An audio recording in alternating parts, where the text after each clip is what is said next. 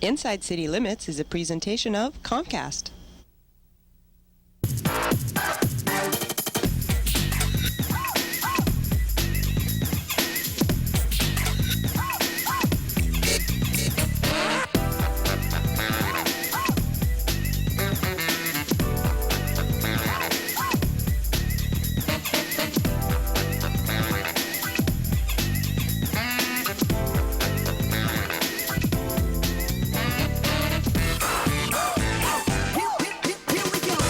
Well, hello, Katie. It's so nice to have you back where you belong. Hi, and welcome to Inside City Limits, where we bring you the best of arts and entertainment here in San Francisco. I'm Kimber Frankel. And I'm Katie Rice-Jones. And if that line sounded familiar to you, it's from Hello Dolly. And the woman who starred in Hello Dolly is actually going to be the headliner at the event this weekend. And that event is the Veterans of Comedy Wars Benefit. Yes, and on top of it, our own Tom Amiano is actually going to be there. He's one of the comedians. Yeah, I didn't even know.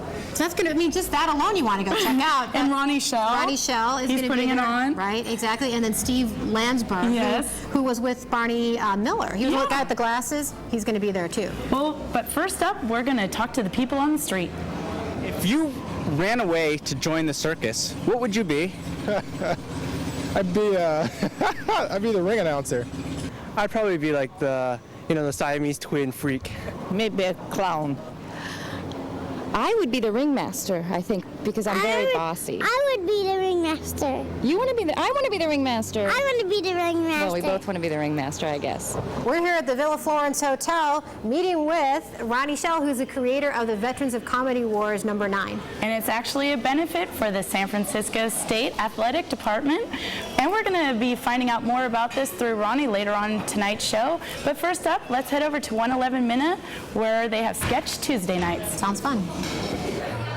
Sketch Tuesdays is an event that I started doing 4 months ago, and it came about because I was trying to organize an event that would bring more people together.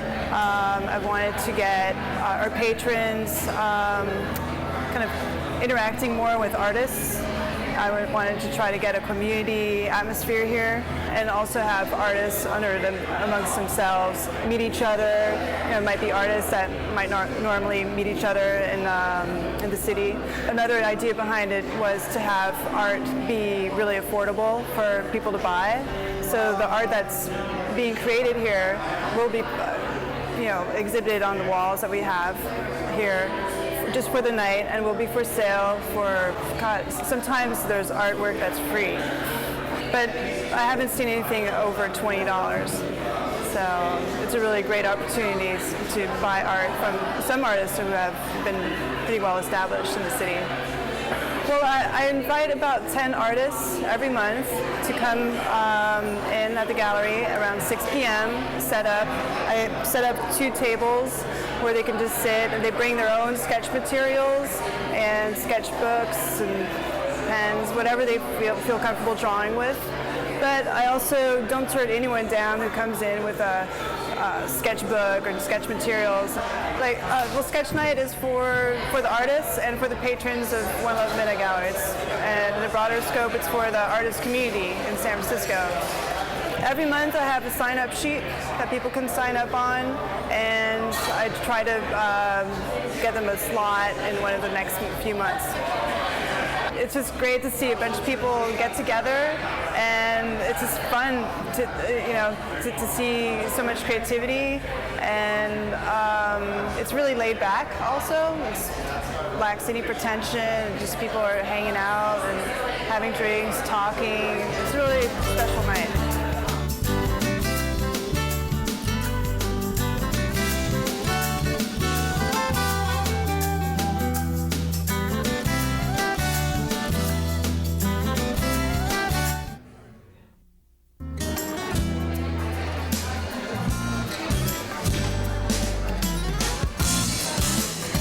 Welcome back to Inside City Limits. Today we are talking about the Veterans of Comedy Wars benefit. It's number 9, and to tell us more about this benefit, because he's the one kind of in charge of it all, is Ronnie Schell. How are you, Ronnie? Good to see you again. Good to see you. We saw each other last year. We did. We talked about the great event at that time.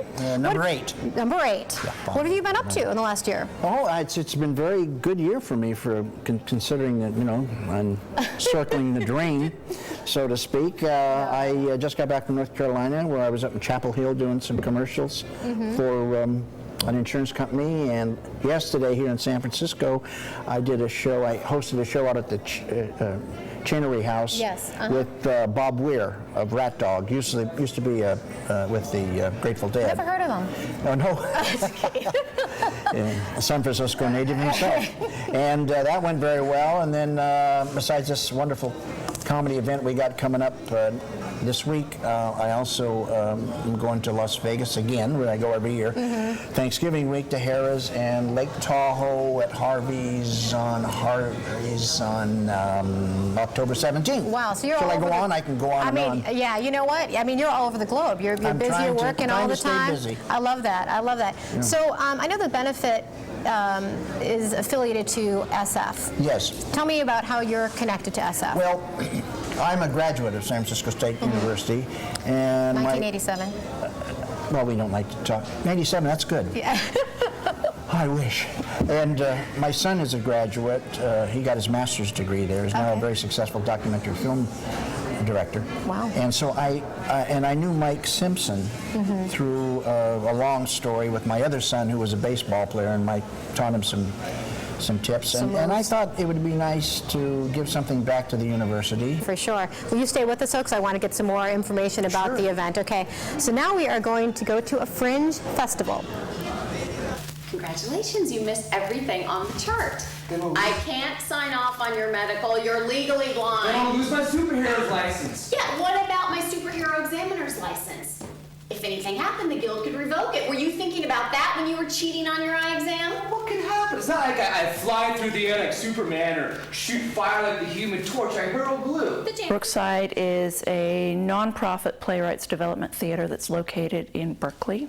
These are 5 short plays. The running time is about an hour long. They are, for the most part, comedies, and they run the gamut from very straight comedy to high camp.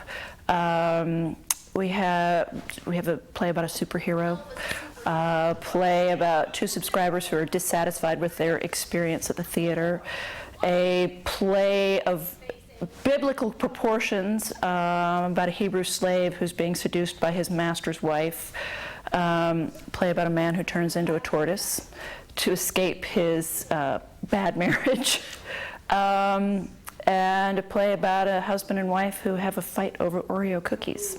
So and they're all comic in nature. Some are very, very dark. So it runs the gamut. I see that the little fella's a she, not a he. How can you tell? I mean, is there a mark? Sir, please. It's better to use your imagination. I think what's unique about Brookside's effort is that they are working to develop the works of local playwrights. We have a huge wealth of writing talent in the Bay Area, and so this is unique in that you get to see sort of a tasting menu of local playwrights. And I think that's what's unique. In particular in the Fringe. In the Fringe, a lot of these performances and performers have been doing their show for months, years even. And for us, these are brand new plays, brand new effort. So it's unique in its part in the Fringe as well from that aspect. It's a good chance to see some of the new talent that's coming up in San Francisco. That I did nothing to violate you or her. So Ronnie, I know SF obviously is benefiting from this, but what's more, the athletic department is benefiting from the program that's going to be happening. So why the athletic department? Why, why not the creative arts department? Yes, exactly. Interesting. At least I think it's interesting. I always, when I was in high school and in the Air Force, I was in the Air Force fighting for our country so that you can be free. I played baseball.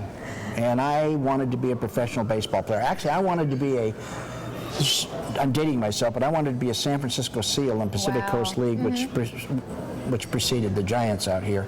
And my hero was Lefty O'Doul, local guy, and so I wanted to be a baseball player. So how did, just real quickly, you move from thinking you're going to be a baseball player to being a comedian? Well, I was always sort of, I've always said that show me a very funny comedian and I'll show you a very neurotic person. And I was always sort of an anxious kid. I'm a hypochondriac. I have attention deficit disorder. Good material. Yes, and it makes good material. And I always saw the world with sort of a different, I marched to a little different drummer, if I can use that. I can understand, yeah, exactly. Yeah. And so, you're in show business, you should know that. And so I always was sort of funny. Even when I played ball, people would come out to see me do funny stuff instead of seeing me hitting the ball. And so when I was a senior at State, this guy, he was a program director at Cron. He had seen me in the service doing I did some shows in the service to get out of doing KP. And he said, why don't you let me take you down the Purple Onion and I'll be your manager and you do the act. So the whole thing started really at the Purple Onion then? At the Purple Onion, yeah. Wow. So I went down there and I did that show, and it was very successful. And I stayed on for 5 months with 2 other acts. Let's see, Phyllis Diller and Kingston Trio. I don't know what happened to either of them. They're not famous at all. Right. So, and that's how it started. And then it just went on from there. It just went on from there. Yeah, I never really had that little burning desire, but yet you're still very successful, and we're so happy you're doing this. In spite of it.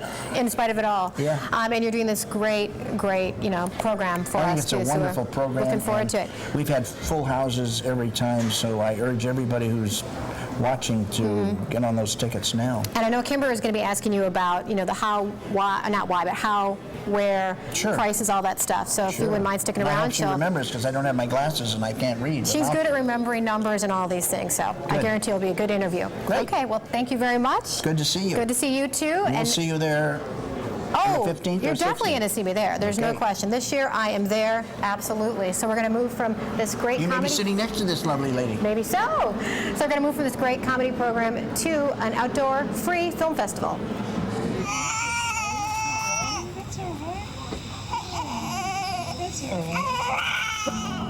Bernal Heights Outdoor Cinema is an idea that came to be about 3 years ago, and the idea was that we knew that on our hill, my partner and I knew that on our hill we have a lot of talented people who work in the film industry or associated industries, and we thought it would be fun if we could have people just show their own work and do it outdoors in our local parks. Sort of twofold idea, showcase the filmmakers, showcase the parks, get people to come out. And the films that we show range from short animated subjects to documentaries. It turns out that a lot of people in the area work on documentaries. So we get a lot of documentaries, we get some art films, we get, as I said, some animated films, some films that would appeal to kids, some that would appeal more to adults. But because it's outdoors, it has to be generally friendly to any audience. Our next screening is on September 16th, and that's at Bernal Playground. We're going to be showing a few animated pieces there, so we're sort of featuring that as a little bit more of the kid-friendly program of this series. And then we have another one on September 30th at St. Mary's Park. And then our last one is at the end of October, and we're calling that the Best of Bernal, where we're asking our audience members to vote at our other screenings for their favorite films of either this season or our past 2 seasons. And then we'll try to rescreen those on October 27th. And that's going to be down at Metropolitan High School of Arts and Technology. I get a lot of gratification out of it. It's been a lot of fun to put this together. It's great to give people a venue to show their pieces and for others to be able to come and see the work of their neighbors. We've seen some pretty interesting pieces here. It's just a lot of fun. It's a real community thing, get to see your neighbors, find out what your neighbor's up to. A lot of people don't even know that, that person walking their dog down the street is a filmmaker, and it's a lot of fun to learn that. Yeah.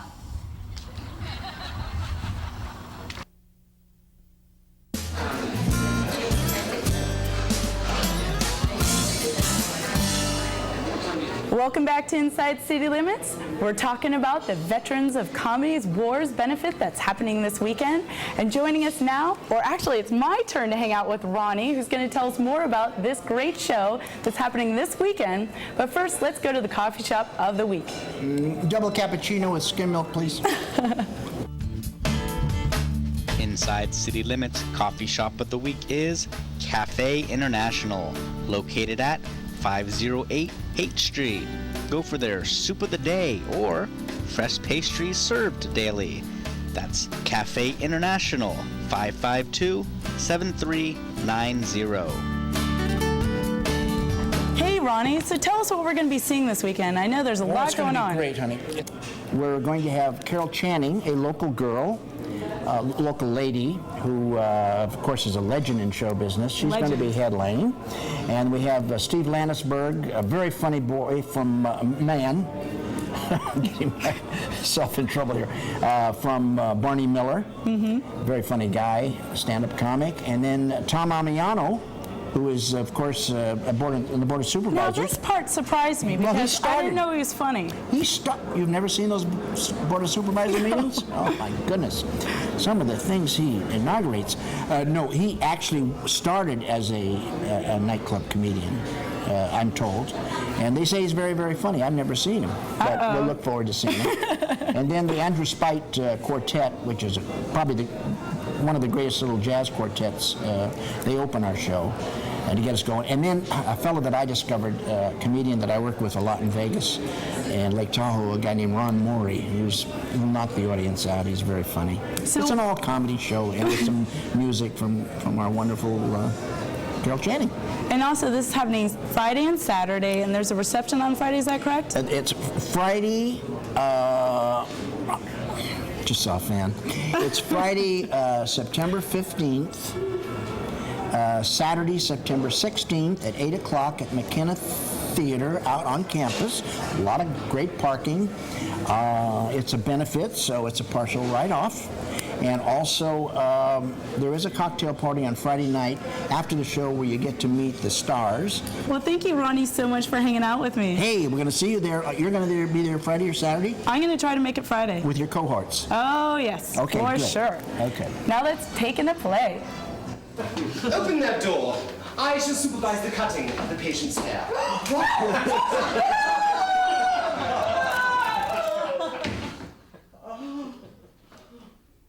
It's called What the Butler Saw, and it's about a madhouse. It takes place in a psych ward, but it's not just the patients who are crazy. The doctors are crazy as well, and the doctors' wives, and everybody who comes into the psych ward is crazy. It's a comedy, it's a sexual farce. It's all about people trying to get laid and getting interrupted, and then trying to cover their tracks because they know they were going to be in trouble. What are you doing now? Praying. This puerile behavior in accordance with your high academic standards. Now, the youth I wish you to engage as your secretary has arrived. Well, might you call back later? I'm still feeling dicky. I'll see what he says. He's an impatient young man. Is that why he taught you rape? Yes, he can't wait for anything.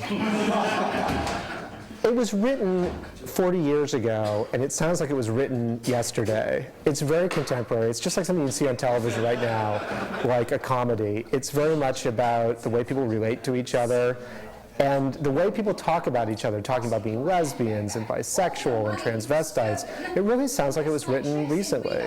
I mean, I defy somebody to say, oh, that's a 40-year-old play, because it doesn't sound like one. I've already sold the dress for a lump sum. I could get it back at a price. I've also found someone to take an option on the photographs. What photographs? I had a camera concealed in the room. We take things so seriously, and What the Butler Saw doesn't. It puts people on stage like government officials and psychiatrists and doctors and husbands and wives and lovers, but it doesn't take them seriously. And I think we take all those things far too seriously sometimes. People should come see What the Butler Saw because it's fun, it's outrageous, it's sexy, it's adventurous, it's just a good comedy. Please stop, sir. Don't turn me over to the law.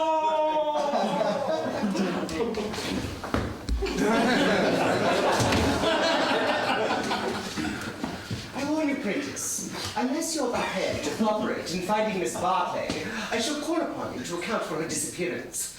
If you're unable to...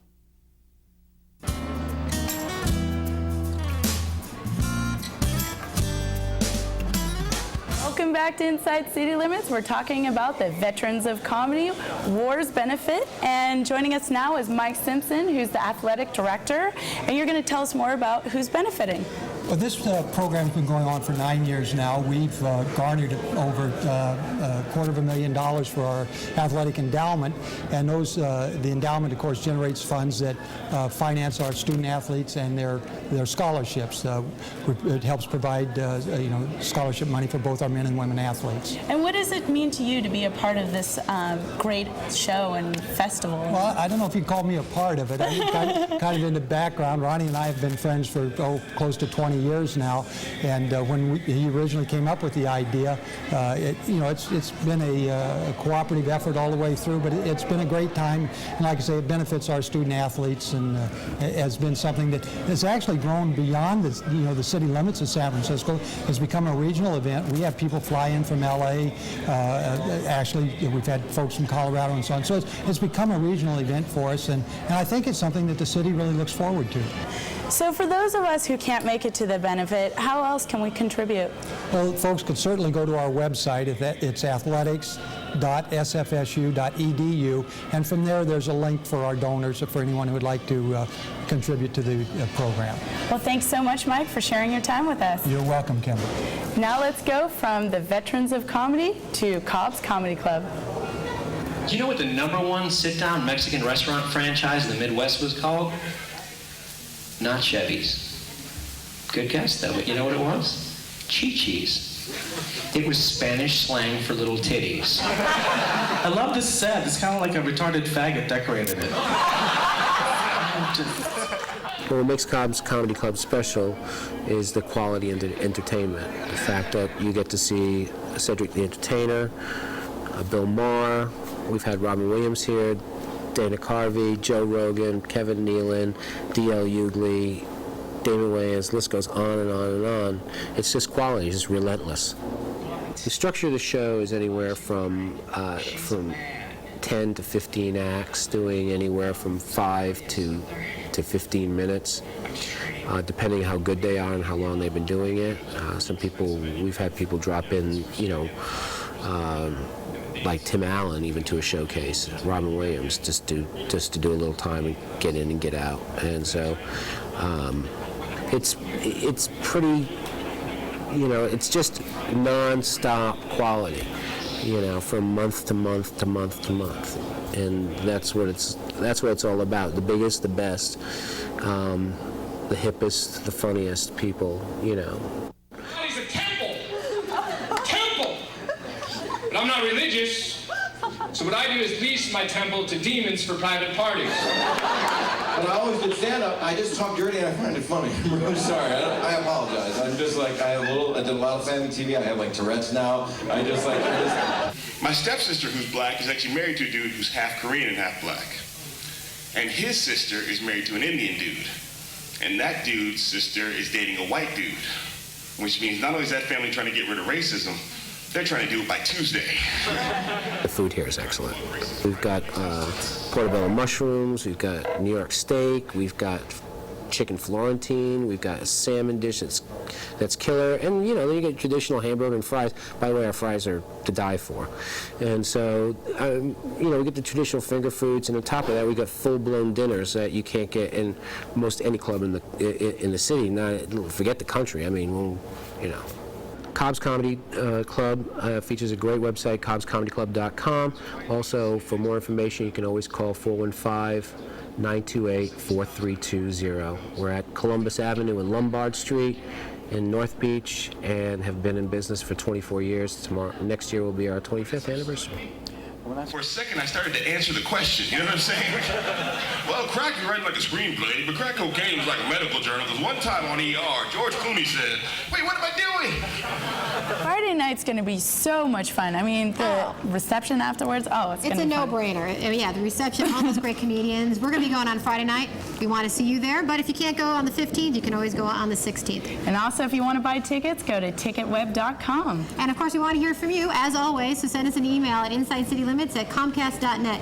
Until next week, I'm Katie Rice-Jones. And I'm Kimber Frankel. Keep enjoying the sights and sounds inside City Limits. If you ran away to join the circus, what would you be? I would be an acrobat. I think I'd like to be a trapeze guy. I was a gymnast at one time, a long time ago. I would ride a small bike, like a tiny bike. That's pretty much it. I would have to be a clown, I guess. Mime. A mime? Yeah. And when was the last time you were at the circus? I don't know. Inside City Limits is a presentation of Comcast.